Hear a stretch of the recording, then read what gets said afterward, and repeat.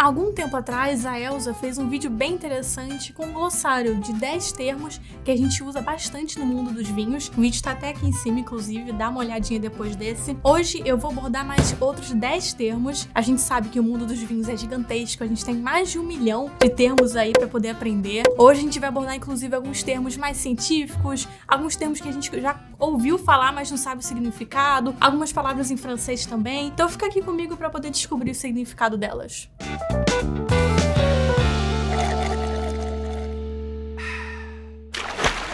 Olá, enófilos! Aqui é a sommelier Débora Barradas e mais um vídeo aqui no canal Bebericando. Hoje, como eu falei anteriormente, a gente vai desvendar mais 10 termos que são muito usuais no mundo dos vinhos. Mas, antes de começar, eu acredito que até esse momento você já se inscreveu. Eu já pedi tantas vezes, você já se inscreveu no canal e já ativou o sininho, né? Mas eu vou dar um tempinho, caso você não tenha feito. Dá uma conferida aqui e eu espero você e a gente começa o assunto.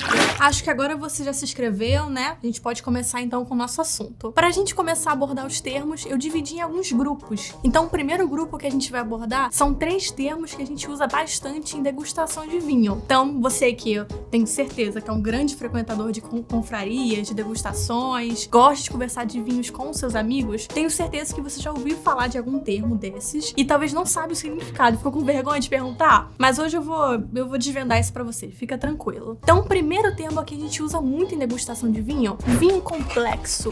Esse vinho aqui, aromas complexos, equilibrado, o que seria isso? Um vinho complexo é um vinho que tem uma ampla gama de aromas, na parte gustativa ele também tem uma ótima qualidade, aquele vinho complexo de forma geral, de todas as características dele. Ou seja, aquele vinho bem macio, vinho bem redondinho mesmo, né? Então, complexo seria aquele vinho que tem uma ampla gama de características olfativas, gustativas. Esse é o complexo. Em contraponto ao complexo, a gente tem um outro termo que é o termo desequilibrado. Então é um vinho que totalmente ao contrário de complexo. Então é aquele vinho que tem um tanino muito alto, uma acidez muito alta. A gente pode até dizer que é um vinho defeituoso, mas também não podemos chegar ao limite, né, assim. Mas ele tem algum problema nas características dele. Ou o tanino pega muito, ou a acidez está muito marcante, o clima às vezes não favoreceu, o solo, que torna o vinho desarmônico ou desequilibrado mesmo. Bom, o terceiro termo que a gente vai utilizar também tem a ver com degustação, e é o termo austero. Não sei se vocês já ouviram falar, um termo um pouquinho mais técnico, né? Degustações um pouco mais técnicas costumam utilizar. Ele lembra o desequilibrado, ele tem problemas também no tanino e na acidez. A diferença é que não é um defeito do vinho, é simplesmente um vinho que não amadureceu o tempo suficiente. Então você tem aquele vinho ali maravilhoso, só que você tá ansioso pra abrir ele logo. Você sabe que aquele vinho é de guarda, que tem que ficar um tempinho ali guardado na sua adega, mas eu quero abrir ele agora?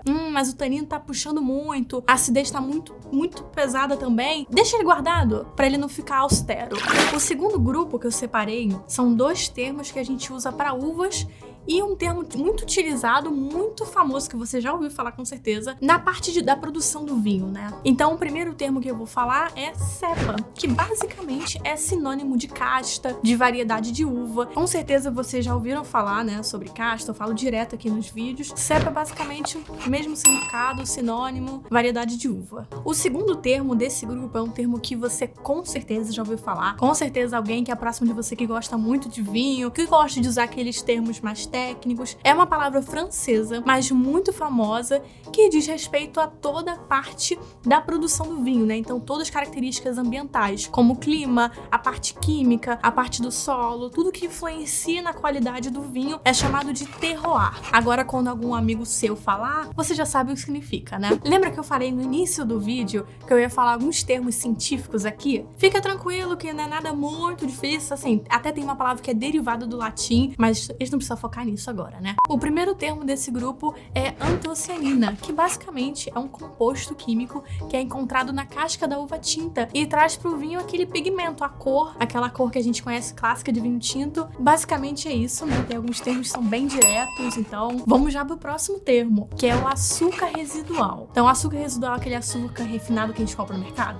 Não. O açúcar residual é aquele açúcar que é encontrado após a fermentação alcoólica. A gente lembra como é que é feita a fermentação alcoólica, que eu já passei aqui em outros vídeos, mas basicamente após a fermentação sempre sobra algum açúcar. E dependendo da quantidade desse açúcar, a gente pode utilizar para fazer vinhos de sobremesa, aqueles vinhos mais doces. Mas em todo vinho, mesmo que seja aquele Cabernet Sauvignon mais forte, nem que seja um mínimo ali de açúcar residual.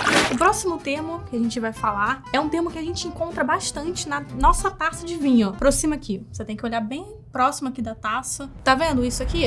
É o like que você já deixou no vídeo, eu tenho certeza, né? Se não deixou, deixa pra mim aí. Espero que você esteja gostando desse nosso dicionário dos vinhos. E se estiver gostando, bota aqui embaixo que eu faço mais outros, que como eu falei, tem 1 milhão de termos ainda. Então, já deixou o like? Realmente, o termo que eu vou falar agora é um termo que a gente encontra na taça de vinho, que são as borras. Eu não sei se vocês já observaram, às vezes quando a gente termina de tomar o vinho que tá na taça, fica alguns sedimentos ali no fundo dela, né? Muitas vezes, algumas pessoas acham que o vinho tá com algum defeito, que tá estragado, joga o resto da garrafa fora, mas não precisa jogar fora, porque esses sedimentos são muito comuns. Basicamente, esses sedimentos são leveduras que ficaram depois da fermentação, é muito comum isso, então são leveduras que ficam ali, mortas, obviamente, né, no fundo da taça. Inclusive, é bem interessante, porque essas leveduras trazem um pouco mais de complexidade, trazem uns aromas diferentes pro vinho, então fica tranquilo, não joga o seu vinho fora, pode tomar ele tranquilamente.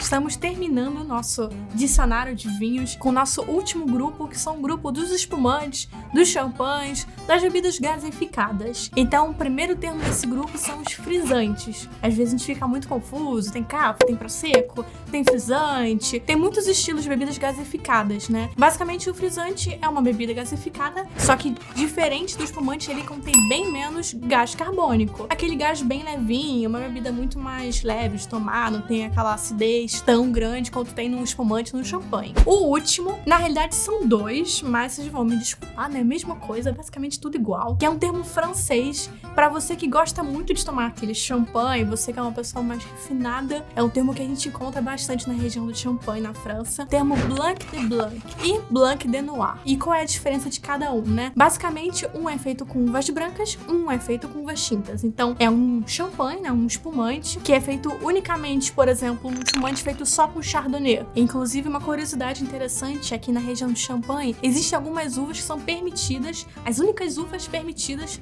para a produção de champanhe. E chardonnay é uma dessas uvas. Então, um champanhe brut, por exemplo, só pode ser produzido com a uva chardonnay. Então, a gente pode chamar de um Blanc de Blanc, que é um espumante feito só com uvas brancas. Ao contrário do Blanc de Blanc, a gente tem o Blanc de Noir, que se você souber francês, é bem fácil de traduzir, né? Então, basicamente, a gente vai pegar aquela uva tinta, pode ser um Malbec, um Merlot, vai tirar a casca e vai utilizar somente o líquido, o mosto, né, o suco que a gente chama, para poder realizar a produção desse champanhe.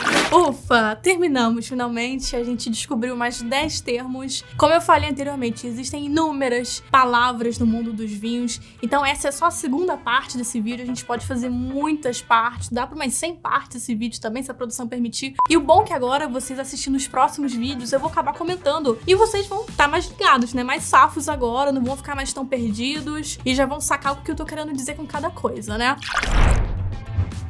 Estamos terminando mais um vídeo, então, aqui no canal. Eu espero muito que vocês tenham gostado. Já pedi o like anteriormente, mas caso você não tenha dado ainda, deixa o like aqui embaixo, se inscreve no canal e ativa o sininho para poder ver as outras partes desse vídeo, ver os nossos outros vídeos que vem muita novidade por aí. Até a próxima e saúde!